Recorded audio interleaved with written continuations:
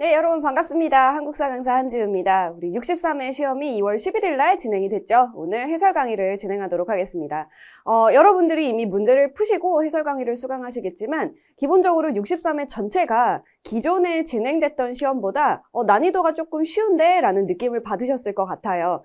전체적으로 통합된 문제라든지 우리가 이제 47번, 48번에 해당하는 그런 통합된 문제라든지 아니면 기본적으로 제공됐던 사료나 제시되는 인물 등이 그렇게 어렵지는 않았습니다. 중간중간에 선지 정도가 여러분들 좀 헷갈리게 하는 것들이 있었겠지만 사실 항상 제가 말씀드리지만 어려운 선지는 절대 정답이 아니다. 정답은 우리가 배운 것 중에 있다라고 말씀을 드렸죠. 그래서 그런 것들을 제거해 나간다면 여러분들이 정답을 찾는 데에는 큰 문제가 없었을 거라고 생각이 듭니다. 그래서 우리가 60점을 기준으로 해서 3급을 받지만 여러분들이 받은 점수가 솔직히 60점보다는 훨씬 더 위의 점수에 해당한다고 생각이 좀 들거든요. 그래서 어떤지 한번 직접 문제를 살펴보도록 하죠.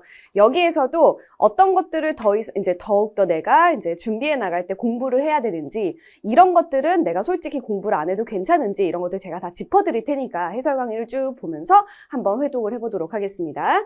자, 1번부터 밑줄 친 이 시대의 생활 모습으로 옳은 것은 이라고 되어 있는데 이거는 뭐 여러분들 당연히 맞추셔야 되는 내용이고 여기 이렇게 물방울 모양으로 나와 있는 주먹도끼가 해당이 되는 거죠. 주먹도끼는 어느 시대에 해당하냐면 구석기 시대에 해당하는 대표적인 유물이 되겠습니다. 자, 구석기인데 1번에 보니까 소를 이용하여 깊이가리라 하였다라고 하면 우리가 소를 이용하여 농사를 짓는 우경이라는 것은 어느 왕에 해당한다? 신라의 지증왕에서 봤던 내용인데 지증왕 하면 우리가 삼국시대 사람이니까 이거는 철기시대에 해당이 되겠죠? 틀렸네요. 2번 빗살무늬 토기에 식량을 저장하였다. 식량을 저장하려면 그만큼 농사를 지었어야 됩니다. 근데 구석기 시대는 우리가 채집이나 사냥 같은 걸 해서 먹었죠.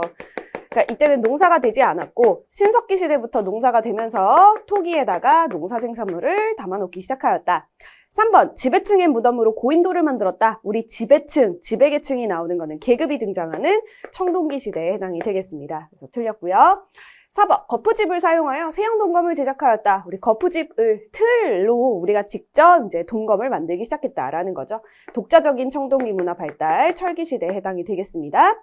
5번 주로 동굴이나 강가의 막집에서 거주를 하였다. 왜냐면 나는 어차피 농사를 못 짓기 때문에 계속 이동을 할 거죠. 그래서 애초에 이제 만들어져 있는 천연적인 집이 뭐가 있습니까? 동굴, 그렇죠? 아니면 지나다니다가 좀 내가 어쩔 수 없이 뭔가 비는 피해야 되겠고 맹수의 공격을 피할 수 해야 되니까 그래서 만드는 게 막집 같은 거를 이제 지어서 살았다. 이게 바로 구석기 시대에 해당합니다. 정답은 그래서 5번으로 가시면 되겠고요. 자, 2번 문제 갑시다. 밑줄 친 이 나라에 대한 탐구활동으로 가장 적절한 것은 철기 문화를 바탕으로 등장한 여러 나라 중 한감남도와 강원도의 해안 지역을 중심으로 성장했답니다. 그럼 우리가 오른쪽 끝에 좀 찍혀져 있던 나라들을 생각하시면 되는데 여기 첫 번째 파트에서 읍군과 삼로라고 이제 칭해지는 지배자가 있었다. 이 내용을 보고 두 개를 추려주셔야죠. 하나는 옥적, 하나는 동해. 두 나라가 동시에 다 왕이 없고 읍군과 삼로 같은 군장들이 지배하였다라는 걸 기억하셔야 되고요. 대신 여기서 찾을 수 있는 거죠. 단궁, 과마, 반어피 같은 독특한 특산물이 있었던 거는 바로 동해에 해당하는 나라가 되겠습니다. 자, 또 하나. 다른 음락을 침범하면 소, 말 등으로 변상하게 하는 책화라는 풍습이 있었다. 그래서 제가 거꾸로 하면 동화책이라고 기억을 계속 여러분들한테 암기해야 된다 말씀을 드렸었죠. 그래서 동예라는 걸 찾으신다면 동해, 무천, 동무 해서 제천 행사가 10월에 무천이라는 제천 행사가 있었다. 기억하셔야죠. 정답은 4번이고요. 1번 신성 지역인 소도의 역할을 찾아본다. 소도에서 누가 제사를 지냈습니까? 천군이. 저 신성 지역인 소도에 들어가서 제사를 지내는 사람이었죠. 그래서 우리가 이 사람은 제사장을 뜻하였고 우리 정치적인 지배자로는 신지나 읍차가 있었다. 이거는 정치적 지배자. 이거는 사만에 대한 설명이었습니다. 2번 포상팔국의 난 진압 과정을 찾아본다. 여러분 이런 것들은 우리 공부하면서 외우셨을 리도 없고 앞으로도 공부할 필요도 없는 선지가 되겠습니다.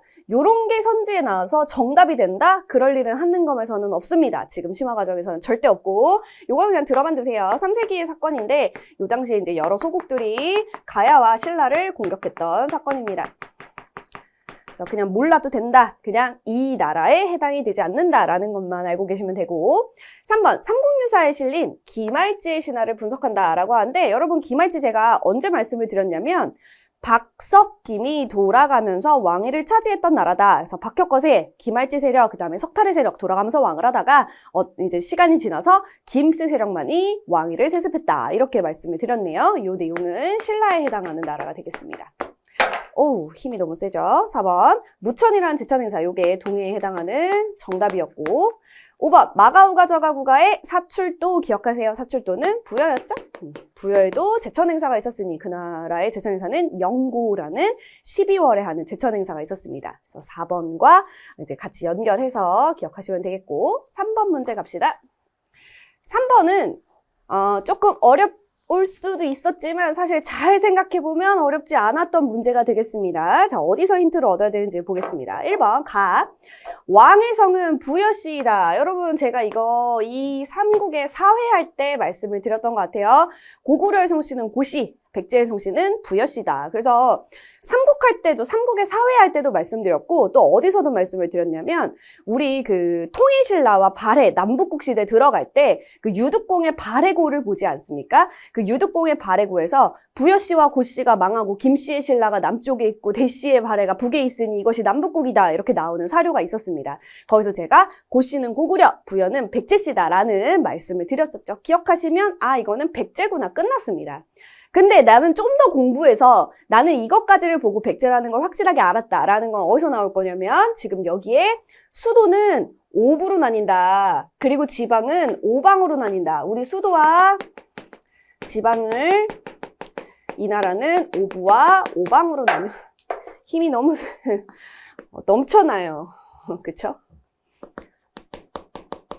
최근에 좀 심하게 많이 아팠습니다. 심하게 감기였는데 코로나도 아니고 검사했는데 코로나도 아니에요. 코로나도 아니고 그냥 일반적인 감기였는데 진짜 이렇게 심한 감기를 통틀어서 정말 너무 오랜만에 걸려본 거죠. 왜냐면 사실 코로나 시대에 요즘 여러분 마스크들 잘 쓰고 다니잖아요. 그래서 감기를 걸릴 일이 없었는데 어쩌다가 정말 심각한 감기가 왔어요. 독감도 아니야. 근데 그거를 겪고 나서 막 정말 후각도 상실하고 그 맛도 없고 하여튼 막 이랬는데 그거를 겪고 나서 갑자기 힘이 넘쳐나요. 요즘에 갑자기 또 힘이 넘쳐나가지고 분필 부시고 난리도 아니네요. 어쨌든 이 나라는 백제가 되겠습니다. 백제의 지방행정구역을 얘기를 하는 거죠. 자, 나에 보시면 이 나라에는 여기 보시면 또 하나의 힌트가 철여근지라는 욕살, 철여근지 요런 이제 지방에 이제 짱들이 있었다라는 내용인데 요거를 보고 고구려를 알면 좋겠지만 또 하나의 힌트는 뭐냐면 수도를 또 오부로 나눴답니다. 이 나라도. 우리 수도도 오부고 지방도 오부로 나눴던 나라는 어디에 해당하냐면 고구려에 해당한다라는 걸 기억하셔야죠. 왜냐면 오부는 둘 다 고구려랑 백제랑 해당되는데 가에서 백제라는 걸 이미 보여줬으니까 이 나머지 하나는 고구려겠다. 그쵸? 자, 좋습니다. 자, 그러면 1번 사회 질서를 유지하기 위해 범근 8조, 이게 8조법을 두었다라는 건데 고구려랑 백제 둘 다 해당이 안 됩니다. 이거 어느 나라에 해당하는 내용? 고조선에 해당하는 설명이었죠? 틀렸고요. 2번 거란도, 일본도 써있진 않지만 뭐 신라도, 영주도 이런 것들은 다 어디에 해당했냐면 발해가 주변국과 이제 교류하던 길이라고 보시면 되겠습니다. 3번 태학과 경당을 두어 인재를 양성하였다. 고구려의 그 소수리망이 체제 정비를 하고 인재를 양성하기 위해서 태학을 설치하지 않았습니까? 그리고 우리 사회에 가서 이제 유학할 때 고구려에는 태학이라는 교육기관과 지방에는 경당을 두었다. 이런 내용으로 이제 봤었던 내용이 되겠습니다. 어쨌든 정답은 3번이고요. 4번 정사함에 있는 백제니까 이거는 가로 하면 안 되고 나로 하면 안 되고 가로 바꾸셔야 될 것 같고요. 골품에 따라 관등 승진에 제한이 있었다. 이거는 신라니까 둘 다 해당이 되지 않습니다. 정답은 3번입니다. 4번 문제 갑시다. 다음 상황이 나타난 시기를 연표해서 고르랍니다. 당의 고종이 소정방을 이제 이런 것들로 삼아 군사를 이끌고 바다를 건너 신라와 함께 백제를 정벌하도록 하였다. 여기서 힌트가 나왔죠? 당나라가 신라와 함께 백제를 정벌한답니다. 뭔가 나당연맹이 만들어진 것 같아요. 근데 여기에 더 중요한 힌트. 황산의 벌판에 이르러 세 개의 군역을 설치하여 신라군을 만나 전투를 시작하려고 하자 계백이 나왔습니다. 그쵸? 그래서 결국에 이제 열심히 싸워서 계백 장군이 이제 지게 되는 모습을 보이는 거죠. 이게 뭡니까? 계백의 황산벌 전투. 이때 여기서 백제가 패하면서 백제가 멸망하는 길로 들어가게 됩니다. 자, 그러면 이 내용은 우리가 예상했던 대로 나당연맹이 만들어진 이후에 백제가 먼저 멸망하고 그 다음에 고구려도 멸망하고 이런 모습이 나와야겠네요. 근데 여기 보면 제가 항상 이 세 가지 틀을 먼저 기억하라고 했습니다. 나당연맹 전에는 무슨 내용이 나오냐면 고구려가 수나라랑 당나라랑 싸웠던 내용이 먼저 나올 거고 그 다음에 나당연맹이 결성이 되어서 백제 멸망하고 고구려도 멸망하고 이런 내용이 나오죠. 그리고 그 이후에 나당전쟁이 나와서 내소성 기벌포 전투에서 우리 신라가 승리하면서 당나라를 축출하는 그런 모습을 보여주고 있습니다. 자, 그러면 일단 선지부터 보죠. 연표에서 살수대첩이라고 하면 고구려가 수나라랑 싸워서 승리했던 전투가 되지 않겠습니까? 그럼 이거는 앞에 대야성 전투에서 우리 신라가 너무 위기에 빠지니까 신라의 김춘추가 어디로 갑니까? 고구려로 가서 도움을 요청했죠. 우리나라 한 번만 더 도와달라.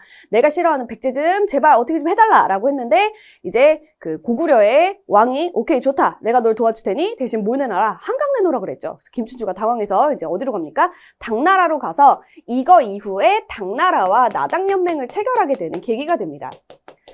자, 그리고 나서 나당연맹을 체결하고 백제로 가서 백제를 멸망시켰다라는 소리가 나오니까 지금 이 사료는 백제를 멸망하기 직전에 나오는 내용이니 나당연맹이 만들어지고 백제가 멸망하기 전에 있는 상황인 나에 들어와야 되는 상황이라는 거죠. 그쵸? 안동도호부는 고구려가 멸망한 다음에 이제 당나라가 설치했다라고 보시면 되고 이거는 나당전쟁의 매소성기벌포 전투 해당하는 거죠. 오케이, 좋습니다. 그리고 나서 통일신라가 만들어지고 발해가 20년 뒤에 건국이 됐다. 요런 스토리로 전개가 되는 겁니다. 그래서 백제 멸망이라는 황산벌 전투만 잘 잡으셨어도 정답은 어렵지 않습니다. 자, 5번 갑시다. 이번에 시험을 여러분들이 전체적으로 조금 난이도를 쉽게 느끼셨을 이유는 경제사회 문화 파트에서 어렵게 나온 것들이 많지 않습니다. 경제사회 문화에서 조금 전체적으로 여러분들한테 힌트를 많이 줬어요. 충분히 줘서 이게 어느 나라인지 확실하게 구분할 수 있고 처음 보는 생소한 내용들이 그렇게 많지 않았습니다. 탑 같은 경우도 여러분들이 다 봤던 것들, 우리가 이제 다 자주 봤던 것들이 나와서 여러분들이 전체적으로 이거 다 아는데 정답은 이건데 이렇게 좀 쉽게 푸셨을 것 같아요. 자, 봅시다. 5번 가국가의 경제 상황. 여기 보니까 일본 도다이사 소수인 우리 이거 너무 중요하게 봤던 내용이죠. 이 문서는 세금을 징수하는 것과 노동력 동원에 활용할 목적으로 작성된 것이다. 여기에는 가 나라의 오소경 중 하나인 서원경 부근의 4개 촌락의 인구 현황 나와 있네요. 어느 나라인지 몰라도 오소경이라는 것을 보고도 여러분들이 찾을 수 있었을 것 같아요. 이거 뭐였습니까? 통일신라의 민정문서, 요즘은 교과서에 촌락문서라고 많이 나오거든요. 어쨌든 민정문서, 촌락문서 상관없습니다. 통일신라 거고요. 통일신라 하면 이제 우리가 울산왕이 이제 북악항으로 번성했다. 당황성은 신라부터 있었고. 정답 5번이고 나머지 보겠습니다. 낙랑과 외에 철을 수출하면서 엄청나게 성장했던 나라. 원래 변한이 철 생산에 우수했었죠. 그래서 가야까지도 철 생산에 우수하다. 2번 집집마다 부경이라는 창고가 있었다. 왜요? 다른 나라에서 약탈을 해와요, 이 나라는. 그래서 내가 집에 창고에다 그 약탈품을 보관하는 거죠. 이렇게 다른 나라를 약탈하면서 농사가 잘 안 됐던 나라 어디입니까? 고구려라는 나라가 있었습니다. 3번 활구라고 불리는 은병이 유통되었다. 이렇게 생겼었죠. 고려의 모양을 본따서 고려의 돈입니다, 돈. 4번 특산품으로 솔빈부의 말이 유명했다. 이거는 너무 많이 나오는 사료죠. 이거는 발해에 해당하는 내용이고 발해의 경제에서 빼놓을 수가 없습니다. 이 발해의 오경, 15부, 62주 이런 행정구역에서 15부에 해당하는 부 중에 하나가 솔빈부가 있습니다. 넘어와서 6번 문제. 인물 문제가 이번에 되게 많았어요. 근데 가에 들어갈 내용으로 가장 적절한 것은 육두품 출신 학자랍니다. 우리 육두품 출신 학자 많이 보지 않았습니까? 그럼 일단 신라 사람이고 다큐멘터리를 제작하여 그의 활동을 살펴본다. 근데 이 사람은 일단 당나라에 넘어갔습니다. 왜? 우리 신라에서는 골품제 때문에 육두품한테는 제한이 있지 않았습니까? 그래서 나는 그런 제한 없이 당나라에 가서 나의 뜻을 펼치리라 하고 이제 가가지고 당나라에서 수행하는 외국인을 위한 유학 과거 시험에 통과를 한 거죠. 빈곤과에 급제했다. 그리고 격황소설을 써서 세상에 이름을 떨쳤다. 누굽니까? 그 문장으로 엄청나게 잘 나갔던 최치원입니다. 근데 이 최치원이 그래 나는 나의 이름을 다시 신라에서 나의 능력을 신라에서 쓰고 싶다 해서 돌아왔죠. 근데 하필 그 당시에 왕이 누구다? 신라 하대의 진성여왕이었다. 시대를 잘못 타서 진성여왕한테 건의안을 올렸으나 꺼져라 라고 해서 최치원은 이제 뭐가 됩니까? 신선이 되었다. 뭐 이런 식으로 이제 기록이 남아있죠. 자, 1번. 화한계를 지어서 국왕에게 조언하다. 이 사람들 육두품은 맞습니다. 근데 누굽니까? 원효의 아들 설총이 해당이 되고요. 이두정리. 외교문서인 청방인문표를 작성하다. 김인문을 놓아달라. 방생해달라 라고 요청하는 글을 지었던 외교문서에 엄청 능력을 뛰어났던 딱딱한 머리의 주인공 강수라는 사람이었습니다. 3번. 진성여왕에게 책 10여조를 올리다. 이게 정답이죠? 4번. 청해진을 중심으로 해상무역을 전개하다. 이 사람도 신라 사람이긴 한데 이 사람은 바로 장보고가 해당이 되는 거고요. 그다음에 5번. 인도와 중앙아시아를 순례하고 왕후천축 국정을 남겼던 우리 신라의 승려는 해초라는 분이 계십니다. 신라 사람이네요. 그래서 어쨌든 정답은 아니다. 정답은 3번. 넘어와서 7번 문제 가겠습니다. 밑줄 친 왕의 업적으로 오른 것은 담당관청에 명하여 월성의 동쪽에 생궁궐을 짓게 했는데 그곳에서 갑자기 황룡이 나타났대요. 그래서 궁궐을 짓지 말고 그냥 우리 계획을 바꿔서 절을 짓자라고 해서 그곳에 황룡이라는 이름을 내어주었다. 그래서 그곳이 이름이 뭡니까? 황룡사를 지었다. 이 사람의 업적이라는 거죠. 그쵸?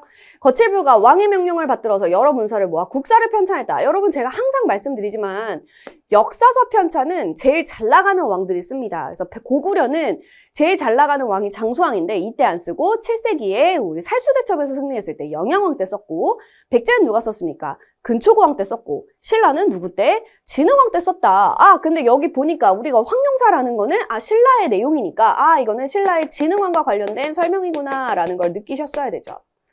황룡사 건립부터 바로 느끼셨으면 좋겠지만 만약에 도저히 안 된다면 두 번째 걸로 가셔야죠. 그쵸? 자, 그러면 진흥왕 때 황룡사가 건립이 됐고 나중에 후에 황룡사의 탑 하나가 만들어지죠. 황룡사 구춘목탑 누가 만들었습니까? 이거는 선덕여왕이 만들었죠.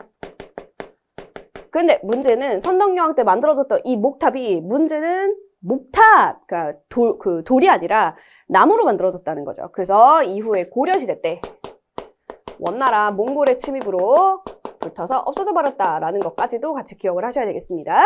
자, 그럼 우리는 진흥왕이니까 진흥왕은 전성기의 왕 아니겠습니까? 그래서 국가적인 조직으로 화랑도를 개편했다. 엄청나게 잘 나갔고 화랑도 개편하면 무조건 진흥왕. 그래서 정답은 4번이 되겠습니다. 1번 보시면 이사부를 보내서 우상국을 복속시켰다 돼 있는데 우상국은 누구? 제 이름 떠올려서 지우 기억하셔야죠. 지승왕.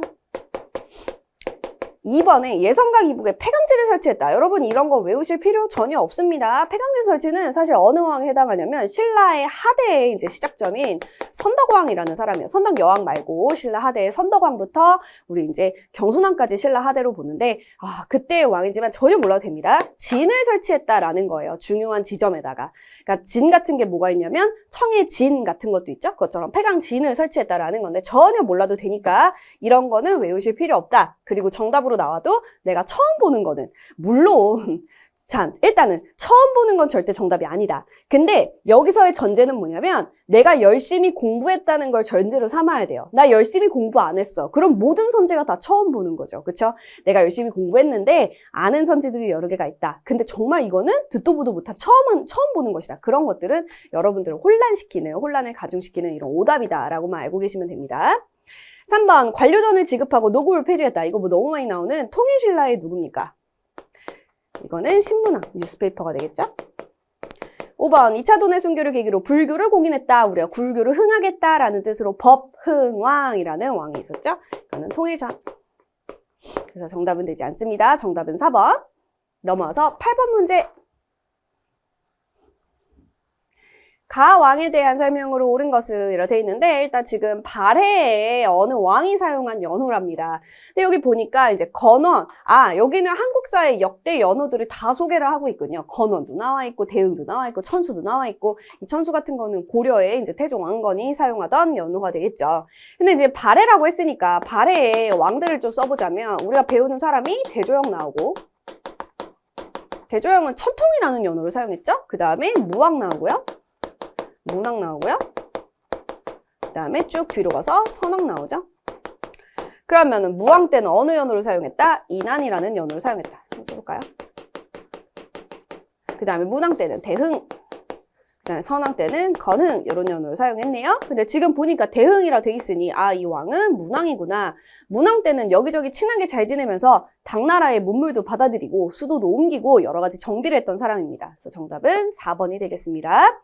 1번, 북연의 왕을 신하로 봉하였다. 중국의 왕을 신하로 봉하였다라고 하면 이제 진짜 잘 나갈 때의 왕입니다. 이거는 뭐 고구려의 장수왕 정도를 생각하시면 되겠는데 여러분 이 내용 우리 교재에도 없습니다. 그러면 몰라도 되는구나. 장수왕이 잘 나갔구나 정도만 기억하시고 넘어가면 됩니다.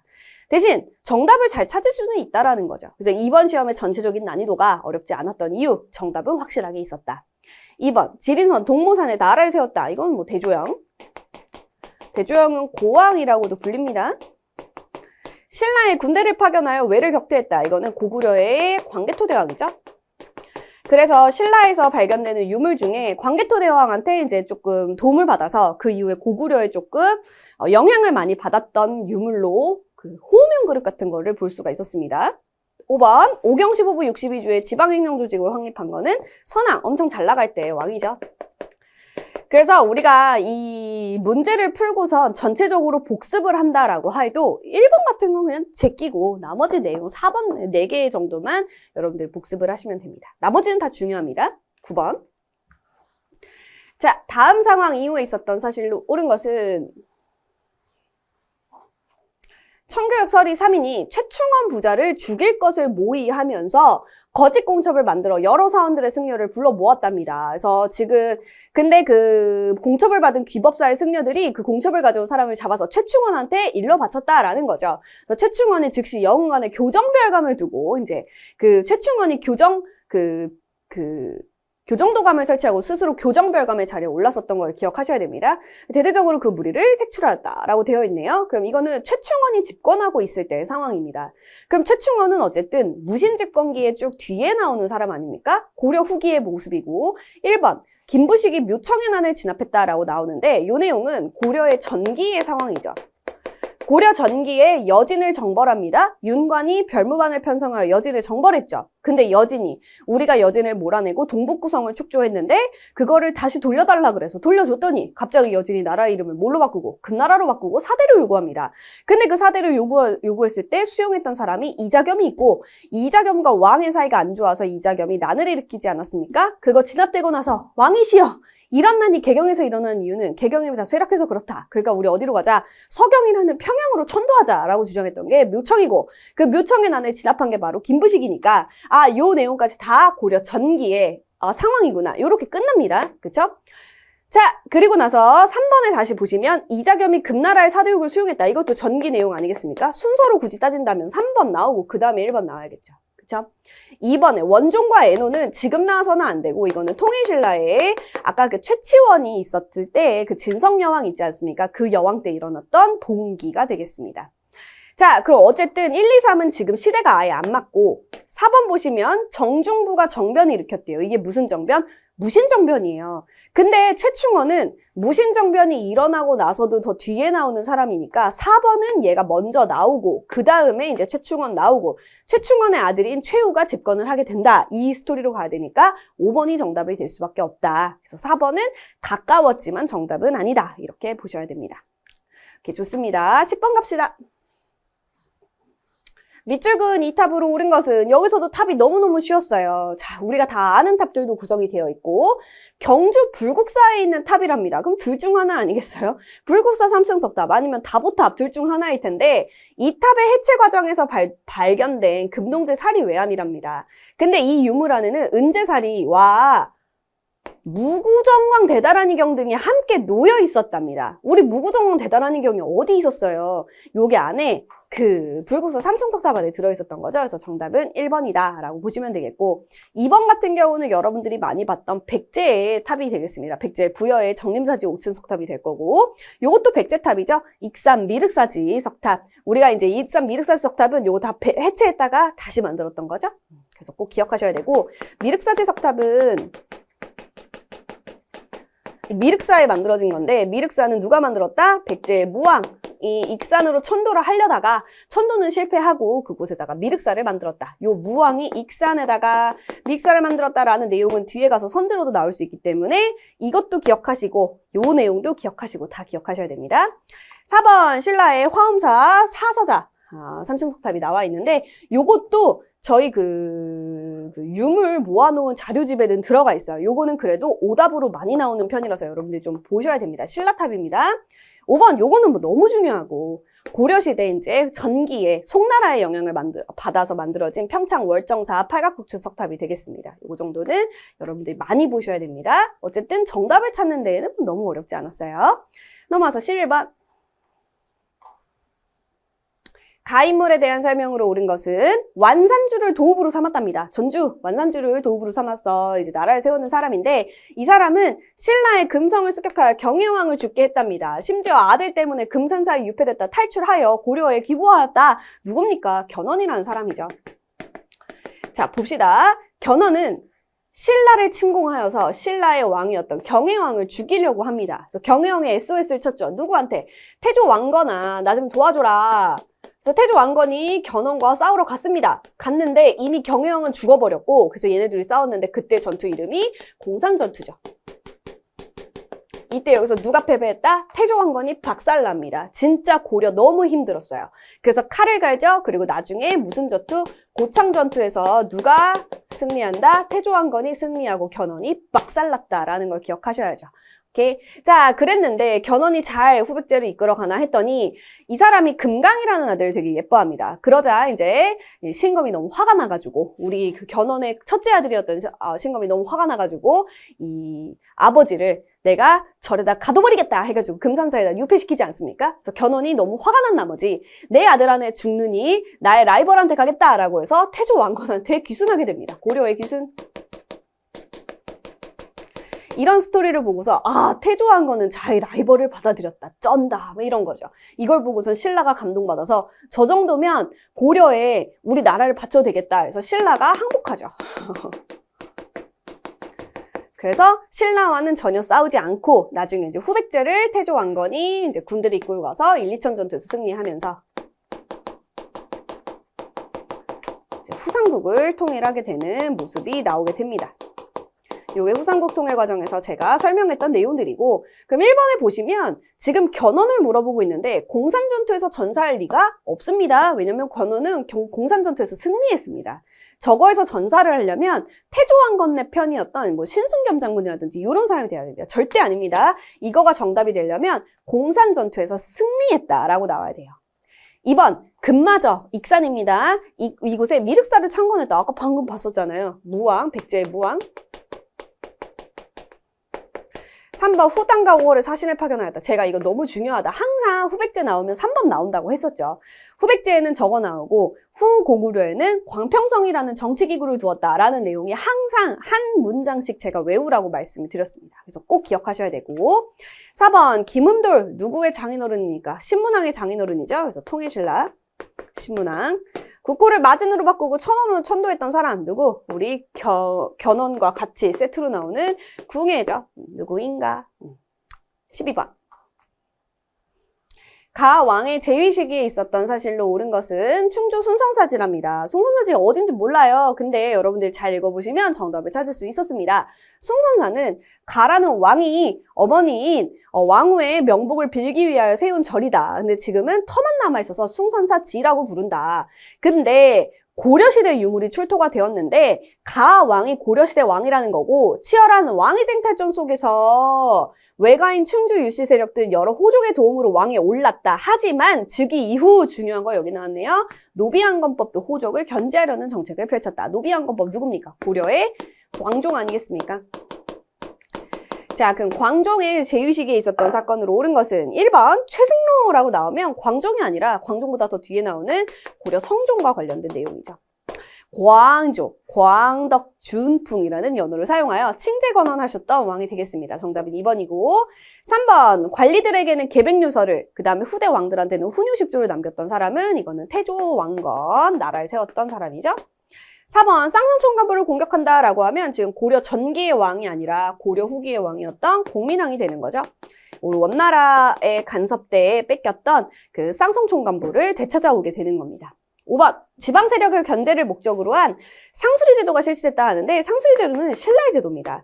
이게 고려시대로 와서는 어떤 제도로 실시가 되냐면 기인제도로 비슷하게 인질제도를 사용하게 되는 거죠. 근데 그 기인제도를 실시한 건 태조 왕건이 될 거고 상수리 제도는 신라 거라 지금 해당 사항이 없습니다. 그래서 정답이 아닙니다. 정답은 2번이었네요. 13번 가시죠. 가에 들어갈 내용으로 옳은 것은 최충. 제가 치읓 얘기했던 것 같은데 최충의 구제약당. 최충이라는 사람은 원래 과거 시험을 출제하던 사람이었습니다. 근데 이 사람이 은퇴하고 나서 학교 하나를 세웠죠. 그 학교 이름이 구제약당. 같은 말로 이제 무덤공도라고도 불렀습니다. 근데 여기가 이제 너무나도 잘 나가니까 위축된 관항을 진흥하기 위해서 정부가 추진한 정책을 대화창에 올려주세요. 비대면 수업으로만 이렇게 치고 있는 겁니다. 서적포를 두었다라고 해서 이제 숙종 때 이제 국자감의 진흥책을 위해서 노력을 했던 거죠. 그 다음에 국자감의 전문 강자인 칠지를 개설하였다. 예종이죠. 자, 그 다음에 어떤 내용이 들어가느냐라는 건데 1번 보니까 독서상품권을 시행했다라고 나와 있습니다. 독서상품권은요, 제가 수업 중에 뭐라고 설명을 드렸을 거냐면 국학의 졸업시험이라고 설명했을 겁니다. 국학 어느 나라 제도입니까? 국학은 신신국 통일신라의 신문왕이 만들어낸 교육기관입니다. 이 신문왕이 교육기관이었던 국학을 만들고 이 국학에 있는 인재들이 졸업을 하고 나서 관리가 될 겁니다. 근데 관리가 되기 전에 국가에서 야, 너네 독서해. 무엇을? 유교경전을 독서해. 네가 얼마나 읽었는지에 따라 상중하로 나눠서 너네 관리 채용에 내가 반영할 거야 라는 제도입니다. 그래서 독서를 해라. 너네들을 3가지 품으로 나누겠다. 그래서 신하들의 그 원성이 굉장히 자자했던 나 이거 진짜 읽기 너무 싫은데 하면서 사람들이 너무 싫어했던 원성왕 시기에 있었던 제도가 되겠습니다. 어느 나라? 통일신라. 국학의 졸업시험이라는 것만 생각해도 통일신라라는 거 아셔야 되죠? 그러니까 고려니까 지금 문제는 안 되겠고요. 써드릴게요. 2번. 사액서원. 국가로부터 현판을 내려받는 액자를 하사받은 서원이라는 겁니다. 인증서원. 근데 서원이라는 것 자체가 조선시대에 등장하기 때문에 고려에선 볼 수 없고 사부학당도 조선시대에 해당하는 내용이니까 안 되고요. 4번. 양용고. 우리 예종 시기에 칠제와 양용고를 운영했죠. 칠제는 전문강좌, 양용고는 이제 장학금이라고 보시면 되겠습니다. 그래서 정답은 4번이고요. 초계문신제는 조선에 가야죠. 조선의 정조가 규장각에서 능력 있는 이제 37세 이하의 능력 있는 관리들을 모아서 직접 왕이 재교육시켰던 그런 제도가 되겠습니다. 정답은 4번. 넘어와서 14번 문제 가겠습니다. 가 국가에 대한 고려의 대응으로 옳은 것은 돼 있는데 가의 임금이 개경으로 침입하여 궁궐을 불사르고 퇴각했대요. 양규라는 힌트가 나왔네요. 양규가 가의 군대를 무로대에서 습격하여 2,000여 급을 베고 포로가 되었던 남녀 3,000명을 되찾았다. 양규가 항전했다라는 거를 기억하셔야죠.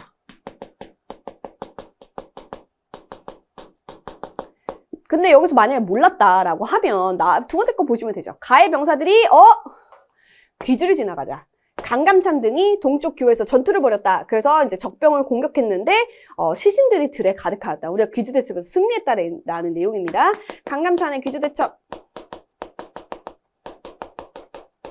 어느 나라와 관련된 설명입니까? 이거 다 가는 거란과 관련된 설명입니다. 거란의 1차 침입 때는 서희의 외교 담판으로 강동육주 얻었고 2차 때는 개경이 함락되면서 우리의 왕이었던 현종이 나주까지 피난을 가고 양규가 항전했다. 3차에는 강감찬이 귀주대첩에서 대승을 거두었다. 그리고 천리장성 쌓았다. 이 내용이 나오겠죠? 그러면 거란과 관련해서는 고려의 3대 왕이었던 정종이 광군을 조직하여 이제 침입에 대비하였다라는 광군 또는 광군사 나오면 이거 거란과 관련된 내용이었죠? 정답은 2번입니다. 1번에 강화도를 도읍으로 옮겨 항전했다라고 하면 이거는 고려는 맞는데 몽골의 침입 때문이었죠. 몽골 침입 때문에 최후가 강화도로 천도했었다라는 내용을 떠올리시면 되겠습니다. 3번, 박위를 파견하여 근거지를 토벌했던 건 고려는 고려입니다. 고려 말에 외구의 근거지였던 스시마섬을 토벌했던 거죠. 이거 말고 조선시대로 들어가면 누구를 파견했었냐면 이종무라는 사람을 파견하여 외구의 근거지였던 스시마섬을 토벌한 적이 있습니다. 고려 말, 조선 초 이렇게 2번 나옵니다. 4번 사군 설치했다 하면 이거는 여진 정벌하면서 사군육진을 개척했던 세종대왕의 업적이 되니까 고려가 아니라 조선입니다. 지역도 다르고요. 5번 신기군, 신보군, 항마군, 의로 구성된 별무반을 편성했던 사람이 윤관이고 윤관은 여진을 격퇴하기 위해서 별무반을 편성했던 거죠. 그래서 정답도 아닙니다. 정답은 2번. 넘어와서 15번 갑시다. 문화사가 또 쉽게 나왔어요. 어느 시대 문화유산 사진전, 우리 학교 역사 동아리에서 어느 시대 대표적인 문화유산을 소개하는 사진전을 개최합니다. 학생 여러분의 많은 관람 바랍니다. 자, 직지라는 것은 우리가 고려시대에 가장 현존하는 가장 오래된 금속 활자 본으로 기억하고 계시죠. 천산드립도 고려시대에 나왔던 불화 중에 하나였습니다. 둘 다 우리 문화사 파트에 언급이 되고 있는 내용이고 고려의 문화유산인데 여기서 여러분들 너무 어려워하지 않았었던 게 전체를 다 알고 있어요. 그쵸? 금동대학로 하면 백제에서 도교와 관련된 유물로 봤었죠. 물론 불교도 포함되어 있지만 호우청 청동그릇 하면 신라에서 발견된 광개토대왕의 이름이 써여있는 그릇이 되겠습니다. 그리고 제가 청자하면 반드시 고려, 순청자, 상감청자 상관없이 무조건 고려라고 했죠? 정답은 3번이고 4번 이불병자상 발해에 몇 안 되는 유물 중에 하나였습니다. 고구려의 불상을 따라 했었죠? 5번의 인왕제색도는 조선 후기의 진경산수화 중에 하나였습니다. 정선의 인왕제색도 이거는 조선 후기. 그래서 시대도 정확하게 파악하셔야 되고 청자하면 바로 고려로 체크하셔서 정답을 3번이라는 것도 찍으셨어야 됩니다. 좋아요. 넘어와서 16번 보겠습니다. 가인물, 이번에도 인물 문제가 또 나는데 인물에 대한 설명으로 옳은 것은 이 사람은 불교계 개혁의 앞장을 섰답니다. 그리고 고려시대 승려라는 거를 얘기해주고 있네요. 자, 8세에 승려가 되어서 25세에 승과에 급제했답니다. 선종 승려였는데 교종을 포용했다. 사실 여기서 끝났죠. 왜냐하면 나는 선종이지만 교종을 통합하려고 했다. 거꾸로 나는 교종 승려였지만 선종을 통합하려고 했다. 그 대표인물 한 명씩을 봤잖아요. 근데 불교계의 문제점을 비판하여 개혁에 앞장섰던 사람. 끝났습니다. 시조는 불일 보조국사입니다. 자, 누구누구 알고 있냐면 우리는 의천과 진우를 알고 있습니다. 의천은 대각국사 의천, 진우는 보조국사. 여기서 갈렸죠? 의천은 교종을 중심으로, 내가 교종승려다 보니까 선종을 통합할 겁니다. 근데 진우는 선종승려이기 때문에 선종을 중심으로 교종을 통합할 겁니다. 이 내용이 위에서 다 설명이 됐습니다. 진울은 고려 후기에 무신집권 이후에 활동하는 사람인데 이 사람은 불교가 타락한 것을 보고 승려 본연의 자세로 돌아가자라고 해서 수선사 결사 운동을 전개했죠. 이 수선사가 뭘로 불리냐면 송광사라고 불린다라는 겁니다. 같은 곳입니다. 그래서 신안 결사 운동을 펼쳤다. 요게 요 분과 관련된 내용으로 진울 같은 경우는 수행 방법으로 도노점수, 정해쌍수 이런 걸 주장하셨고 의천은 뭐가 있었습니까? 교와 관을 함께 해야 된다라는 교관견수 같은 것들을 주장했었습니다. 그쵸? 이거 이외에도 수선사 결사운동 말고 또 다른 백년사 결사운동이 있었습니다. 백년사 결사는 요새라는 사람이었죠. 요새라는 승려. 그리고 또 하나 오답으로 나올 수 있는 건 진울의 제자였던 해심이라는 사람도 있습니다. 해심은 유불일치설로 많이 나오죠. 그래서 요 정도가 이제 고려에서 같이 볼 수 있는 사람들이다. 그러면 1번 정답이고요. 2번 천태종, 천태종이죠. 교종과 선종을 통합하기 위해서 만들었던 천태종은 의천과 관련이 있습니다. 3번 유불일치설을 제창했다라는 게 앞에 선문염송집을 모른다고 하더라도 해심이라는 거 보시고 체크를 하셨어야 되고요. 4번 해동고승전은 우리 고려시대에 문화할 때 나오긴 합니다. 곽훈이라는 사람이 이제 썼던 내용이 되겠습니다. 5번 보현시범과 요 정도는 한능검에서 계속 오답으로 많이 나오기 때문에 얘 정도는 여러분들이 외우셔야 됩니다. 제가 어려우면 정답이 아니다 라고 하긴 했지만 이거는 충분히 정답으로 출제될 수 있습니다. 균열하는 승려고요. 광종 때, 고려 광종 때 활동했던 사람이 되겠습니다. 어쨌든 정답은 앞에 있었던 1번입니다. 넘어와서 17번. 가나다를 일어난 순서대로 옳게 나열하랍니다. 근데 순서가 너무 쉬웠어요. 내용도 너무 쉬웠고 봅시다. 우왕이 우왕 요동을 공격하는 일을 최연과 은밀하게 의동했대요. 그래서 마침내 팔도의 군사를 징발하고 최영이 동교에서 군사를 사열했답니다. 그래서 요동을 정벌하러 가려고 하는데 이성계가 말리는 거죠. 아, 이건 아닌 것 같습니다. 사불가루를 외치면서 우리가 지금 저기 중국 가서 싸우게 되면 남쪽에서는 막 뭐라고 했죠? 왜구가 들어올 것이고 전염병이 돌 것이고 지금 여름이기 때문에 활에 악효가 녹아서 무기로 쓸 수가 없고 이러면서 여러 가지 일이 되면서 안 된다라고 막았는데 최영이 째려보지 않습니까? 그래서 이성계가 어쩔 수 없이 군사를 이끌고 나가죠. 근데 도저히 아니다 싶어서 압록강 근처의 섬에서 어느 섬? 위화도라는 섬에서 돌아오게 되는 겁니다. 그게 위화도에서 회군했다라는 소리죠. 그래서 돌아와서 이성계가 최영의 말을 거역했으니 최영계를 이제 최영이라는 사람을 유배 보내게 되죠. 그 최영 제거하고 본인이 권력을 잡으며 조선을 건국하고 싶은데 조선 건국 전에 나랑 같이 손잡은 신진사대부가 돈이 없는 겁니다. 그래서 걔네들의 어떤 경제적 기반을 마련해주기 위해서 무슨 법을 만들었다? 과전법을 만들었다. 그래서 이성계가 회군한 게 88년, 그리고 1391년에 과전법을 만들고 나서 그 다음에 1392년에 조선이라는 나라를 건국하게 되는 거죠. 그래서 순서상 가나다 이렇게 나와야 됩니다. 정답은 1번이 되겠습니다. 어렵지 않죠? 넘어서 18번. 다음 상황이 나타난 시기의 경제 모습이랍니다. 근데 여러분 대놓고 뭐가 나왔냐면 도병마사가 나왔어요.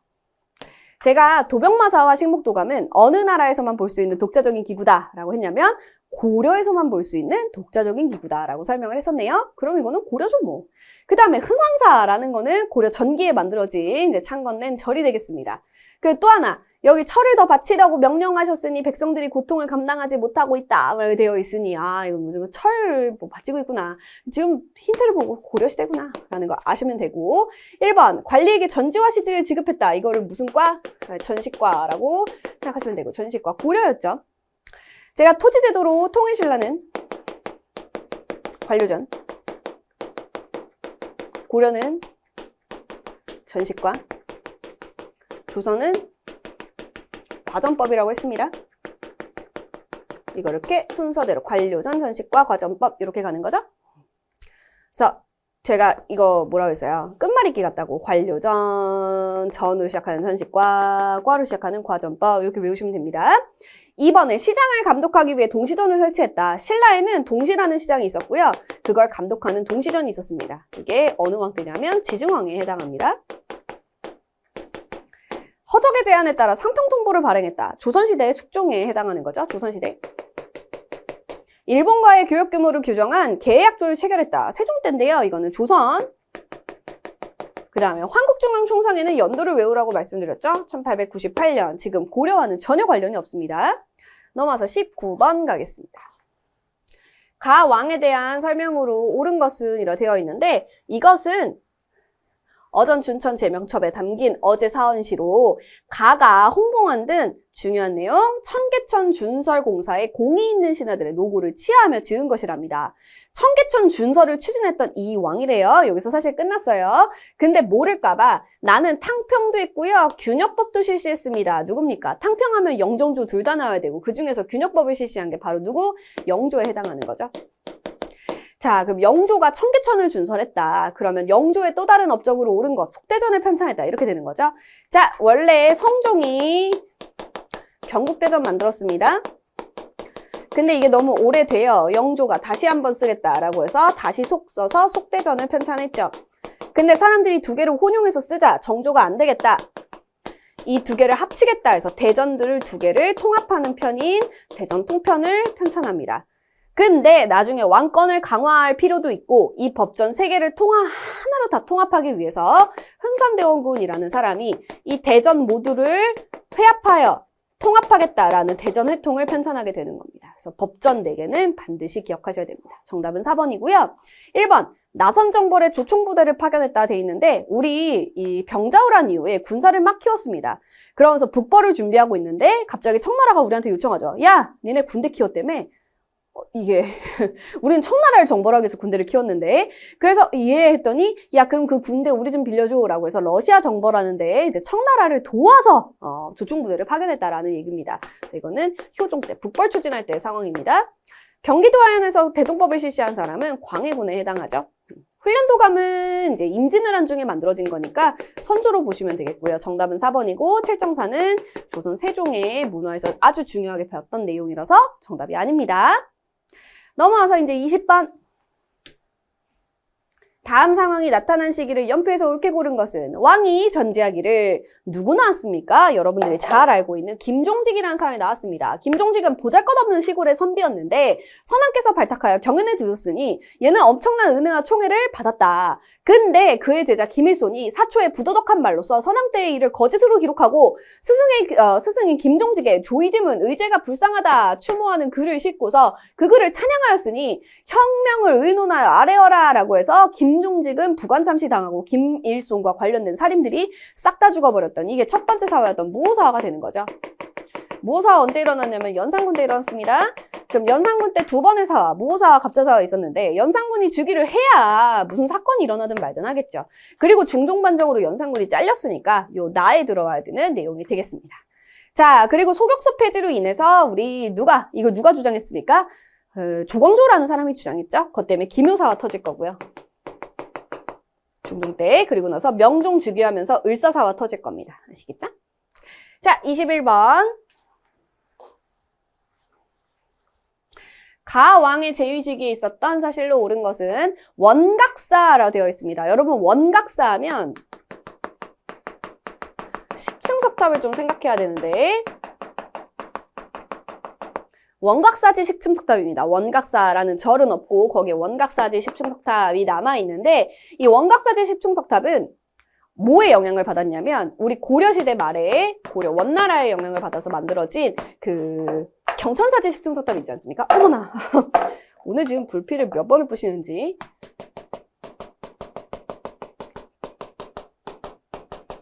요거랑 되게 비슷하게 생겼어요. 그래서 조선 전기에 원각사지 10층 석탑이 만들어졌는데 이건 조선 세조 때 해당하는 탑이 되겠습니다. 그리고 이 원각사라는 자리에 우리가 무슨 운동이 일어나면 3.1운동이 일어났던 공원이 있죠. 자, 어쨌든 원각사의 낙성을 축하하는 경찬회 때 가이가 조정 신하와 백성에게 수륙제 참여를 권하는 내용이 담긴 원각사 계문이 공개되었다. 그 이 왕이 대체 누구이냐라는 건데 원각사를 알면 참 편하겠지만 내가 모를까봐 뭘 보여줬느냐. 김종서 황보인을 제거했답니다. 김종서 황보인은 누가 옆에 있었을 때 사람이냐면 단종이 왕으로 있었을 때 단종의 아빠가 일찍 죽으면서 내가 죽으면 문종이 이제 죽기 전에 내가 죽으면 나의 아들이 너무 어리니까 나의 아들 좀 잘 보필해다오 하면서 신하들한테 부탁을 한 거죠. 김종서 황보인한테. 그래서 얘네가 단종 즉위하고 나서 잘 보필을 했단 말입니다. 그걸 보고 이제 열받은 사람이 누굽니까? 수양대군이죠. 아니 정치는 단종이 해야 되는데 어디 김씨랑 황보씨가 나대느냐. 안 되겠다. 너 유배 가라. 너네 다 죽어라 해가지고 김종서랑 황보인 죽여버리고 수양대군 본인 스스로가 왕이 됐던 사람 누굽니까? 세조가 됐고 세조는 이제 계유정난이라는 사건을 통해서 이렇게 왕이 됐다라고 보는 거죠. 그래서 가가 세조라는 겁니다. 그럼 세조 하면 1번 주자소에서 개미제를 주조했다. 주자소는 누가 만들었습니까? 태종이죠. 이쯤이면 아주 심하다라고 느낌이 들죠. 저 맨날 똑같은 부필 쓰는데 오늘따라 좀 심하네요. 개미자를 주조했고요. 태종이 주자소를 만들었고 나중에 주자소에서 훨씬 더 좋은 갑인자라는 활자를 만들 때가 있습니다. 그거는 세종이다라고 보시면 되겠습니다. 자, 국가의 의례를 정비한 국조의례는 성종에 해당하는 내용이었고요. 그 다음에 삼남지방의 농법을 소개한 농사직설은 여기는 세종과 관련된 설명입니다.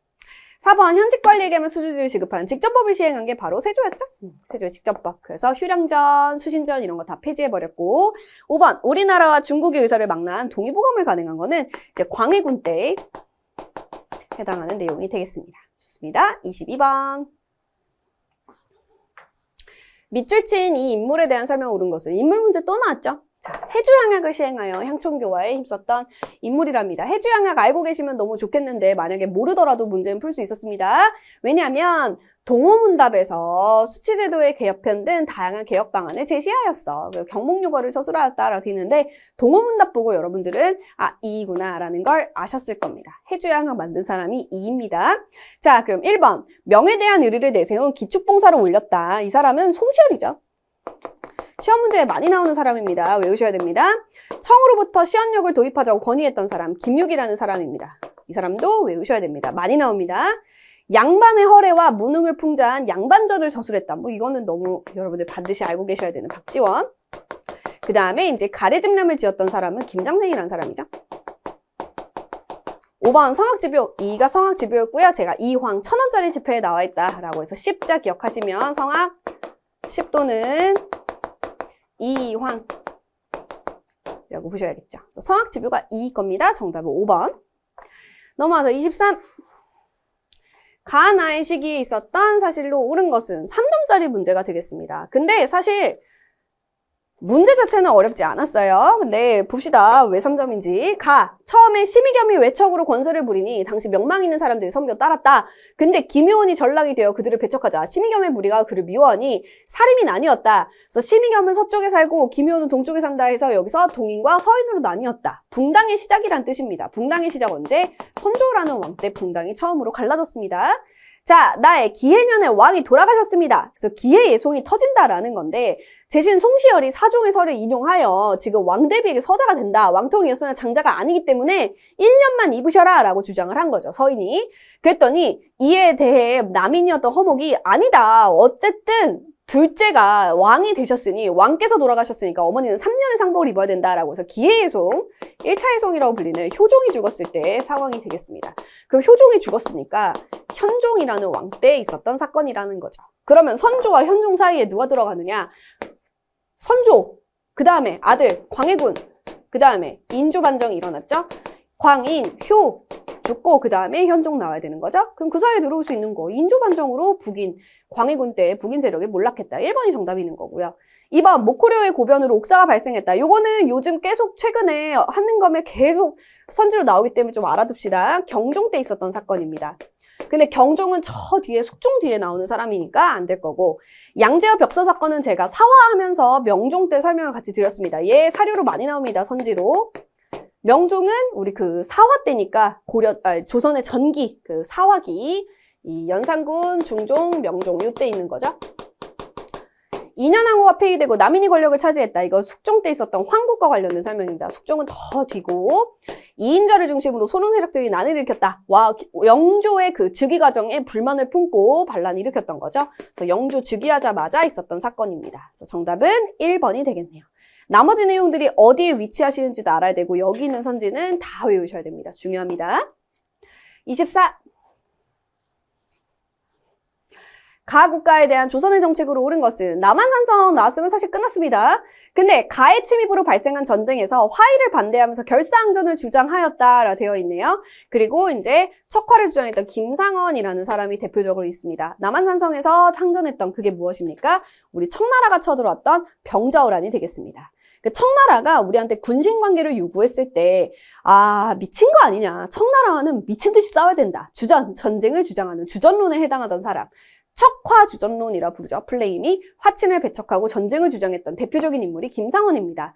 그 다음에 반대파에 있었던 최명길이라는 사람은 아니다. 진짜 치욕스럽지만 저 나라가 진짜 세니까 일단은 화해하자라는 주화론의 대표 인물이었던 거고요. 어쨌든 이거는 청나라의 침입으로 발생한 이제 병자호란과 관련된 설명이 되겠습니다. 그럼 여기서는 청나라에 대한 조선의 정책이라고 하니까 골라봅시다.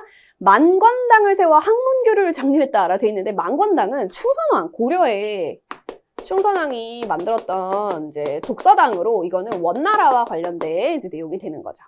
어영청을 강화하는 등 북벌을 추진했다. 이 병자호란 때 인조 때 박살 나고 나서 우리가 청나라와 군신관계를 체결하죠. 그래서 그의 아들이었던 우리 효종이 북벌 정책을 추진하였다. 청나라에 대해서.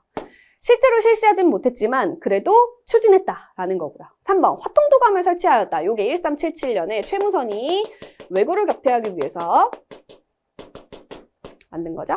자, 사신접대를 위해 한성에 동평관을 설치했다. 동쪽에 관련된 사신접대라고 하면 우리나라의 동쪽에 어디 있습니까? 일본 있지 않습니까?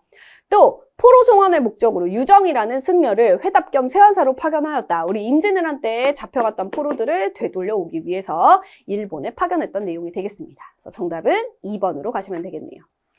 자, 이제 25번 마지막 문제가 될 텐데 밑줄 친 이 시기의 경제 상황으로 옳은 것은 사실 요거는 여러분들이 보자마자 아셔야 되는데 이현, 종로, 칠패 이게 다 조선 후기에 관련됐던 시장의 장소라고 보시면 되겠습니다. 그 다음에 온갖 장인들이 살고 일하니 이렇게 어깨를 부딪히고 막 온갖 것들이 그런 재화들이 모여 있다라는 거죠. 이런 상품 작물들이 막 활발하게 생산되고 있을 조선 후기의 모습을 보여주고 있는 겁니다.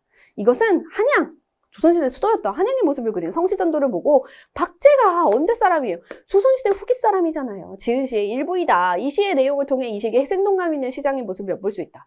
끝났죠. 조선 후기죠. 그러면 백성에게 정전이 지급되었다. 이거는 신라죠. 통일신라. 그 다음에 2번 서경에 관영상점이 설치되었다. 제가 국가가 운영하는 그 상점은 굉장히 독특한데 고려에 고려 주점도 있고 고려 서점도 있고 고려 다점, 찻집도 있다라고 했었습니다. 건원중부도 고려시대 하면 이제 성종 때에 주조되었던 내용이죠. 병란도가 국제무역항으로 변성했다. 병란도의 여자와 고려의 여자를 연결해달라 했습니다. 2번, 3번, 4번이 다 고려고 5번 인삼, 담배 같은 상품 작물이 재배되었다. 이것도 조선 후기의 모습이죠. 생산력이 늘어나면서 벼 생산도 늘어나고 우리 집 주변에 있는 이제 어떤 전체적인 상품 작물들이 많이 재배가 되면서 시장에 박다 팔게 되는 거죠. 그러면서 시장도 활성화가 되는 모습이 보여지게 되고 그래서 이 시기에 시장이 활성화가 되면서 동전도 많이 쓰이는데 그때 쓰였던 동전이 상평통보다라는 것까지도 여러분들이 같이 기억하셔야 됩니다. 자, 이렇게 해서 우리가 63회의 심화 앞부분 해설 강의를 마쳤고요. 이제 뒷부분은 이제 전근대사의 조금과 나머지 근현대사 내용으로 구분되어 있습니다. 저희 칠판 정리하고 두 번째 파트에서 뵙도록 하겠습니다.